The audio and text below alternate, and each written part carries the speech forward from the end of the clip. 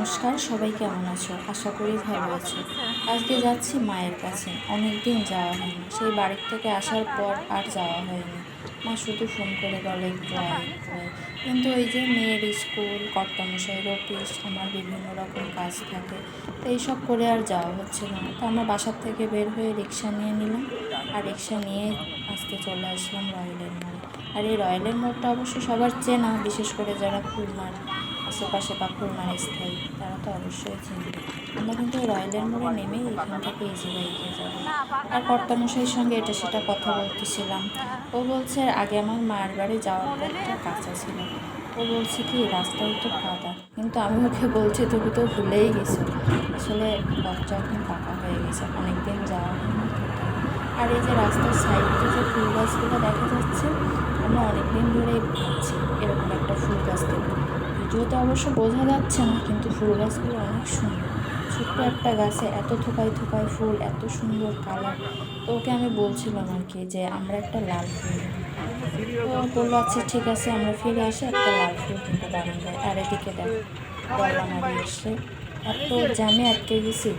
আর এদিকে বৃষ্টি হচ্ছে প্রচুর পরিমাণে, যেমন জ্যাম, 1 ঘন্টা জ্যামে আটকে বসে আছি। তো পরপর ফাইনালি জ্যামটা কোনোভাবে কাটিয়ে উঠেই আমরা আর কি চলে আসলাম। তো এখানে কিন্তু যে বিশ্ব রোডের রাস্তাটা পার হওয়ার জন্য এই যে বাইকটা এখানে দাঁড়ায় ছিল, আর প্রচুর বৃষ্টি হচ্ছিল, এত বৃষ্টি হচ্ছিল ভাবতেছিলাম ছাতা তো একটা, তিনজনে কিভাবে যাব। তারপরেও আর কি এই যে বাইকে এগিয়ে গেলাম। আর অনেক কথাই বলতেছিলাম বসে বসে, যে এই পথে যাওয়া আসা, এইখান থেকে আমি কলেজে যেতাম, এইখান থেকে বাসে উঠতাম, ওর সঙ্গে আর কি কথা বলতেছিলাম। আর আমার মেয়ে এসে তো বকর বকর করে যাচ্ছে। তো চলে যাচ্ছি মল্লিক মোড়ের উদ্দেশ্যে। এখান থেকে বেরিয়ে আমরা সোজা চলে যাব। কথা বলতে বলতে কিন্তু আমরা অনেকটা পথই চলে এসেছি। আর এইটা চলে এসেছি ছাঁচিবুনিয়া রেখে, নতুন রেল স্টেশন। যদিও এই রেলের একদিনই আমার সৌভাগ্য হয়েছে রেলগাড়িটা দেখার। তো মেয়ে প্রশ্ন করতেছিল মা এখানে কি হয় না হয়, রেলগাড়ি কখন যায়। আর চলে আসলাম আমার সেই চিরচেনা জায়গা, চক্রাখালী বাজার।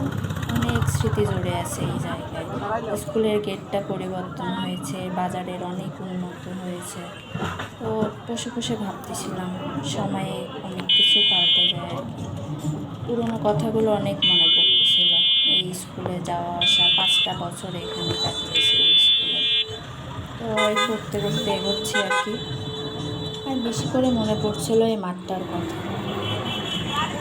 তারপর অবশেষে আমরা নেমে পড়লাম মল্লিকের মোড়ে। ততক্ষণে অলরেডি সানলাইট অফ হয়ে গেছে, অন্ধকার চারিদিকে। তো কি আর করার, মোবাইলের ফ্ল্যাশ জ্বালাই এগিয়ে গেলাম।